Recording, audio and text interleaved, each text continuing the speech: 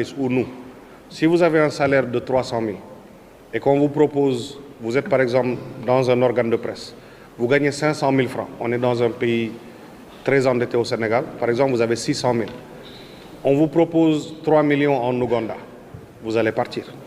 C'est la loi de l'offre et de la demande. C'est les joueurs, on n'a pas un championnat comme le Maroc où vous pouvez avoir 50 000 $ de prime de signature, où vous pouvez avoir 3 millions comme salaire. S'il vous plaît. On ne peut pas avoir 3 millions comme salaire ou 2 millions. Donc c'est à nous maintenant de fixer nos joueurs. Les joueurs, il y a des joueurs qui sont très bien payés dans ce championnat. Il y a des entraîneurs qui sont très bien payés, qui dépassent le million et les 2 millions. Il y a des joueurs qui ont entre 300, 500, 600 000. Les présidents de clubs ont beaucoup de mérite, ils ne le disent pas. Je suis témoin de beaucoup de mariages, de beaucoup de décès, de beaucoup de prises en charge. Mais, comme vous dites, les trains qui arrivent à l'heure n'intéressent personne. On dit souvent, tel jour n'a pas reçu son salaire. Combien de jours on a payé pendant 4 ans, qui du jour au lendemain, on les voit, ils ont pris l'avion, ils sont partis. On dit pour raison sociale, il faut le libérer. Je pense qu'on est une famille. Personnellement, moi j'en ai. J'ai 2 jours qui sont dans les avions et pourtant on a tout fait. Ils reçoivent des primes de signature de 1, 2, 3, 4, 5, 6 millions par jour. Et on n'en parle pas.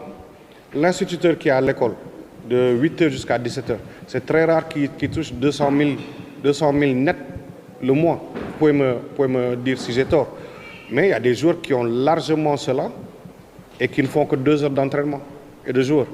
Donc c'est à nous, avec l'État et le code de la presse, d'améliorer cela. On ne peut pas comparer le Maroc à nous. Le Maroc, le vainqueur du championnat, il a 655 millions. Du 1er au 14e, tout le monde touche de l'argent. Donc il faut que nous, on sorte la tête de l'eau, qu'on essaie de résoudre ce passé financier et que aussi les joueurs se forment très tôt et qu'ils puissent partir. On ne peut pas avoir la prétention de garder nos joueurs parce que nous-mêmes, que ce soit dans toutes les professions, chacun aspire à mieux. On est dans une économie, il y a le libéralisme, chacun veut plus. On voit des journalistes qui étaient à DTV, demain ils sont à Wolf, demain ils sont ailleurs. Pourquoi? Parce qu'on paye plus. Aujourd'hui, quand on voyait des joueurs en Arabie Saoudite, il y a 5 ans, tout le monde disait que c'était impossible. Mais tout le monde est soutien de famille. Les présidents sont soutien de famille, les entraîneurs et les joueurs.